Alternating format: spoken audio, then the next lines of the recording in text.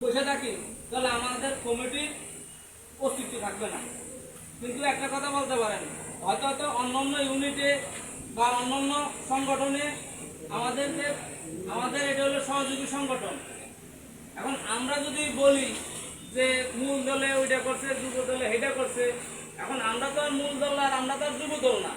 আমরা কার্যক্রম দেখানোর উপর ভিত্তি করে এখানে যেমন মনে করেন আমরা একটা জিনিস চাওয়া পাওয়ার থাকে, আমরা যদি কার্যক্রমে দেখাতে না পারি তাহলে আমাদের চাওয়া পাওয়াটা কোথা থেকে থাকবে?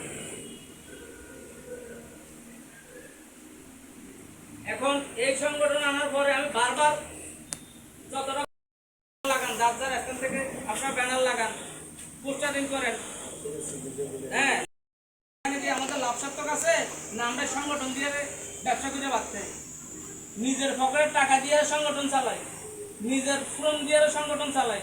আমরা তো ভাই আপনারা লগে আছেন, গেছেন সংগঠন, আমরা এই সংগঠনটা জেলা কমিটিটা আনলাম, আপনারা কিভাবে আনলাম, কি কার মাধ্যমে আনলাম না থাকে তাহলে আপনাদেরকে আমরা তো জোর করে আগ্রহ করতে, আমরা আগ্রহ করে আনতে পারবো না।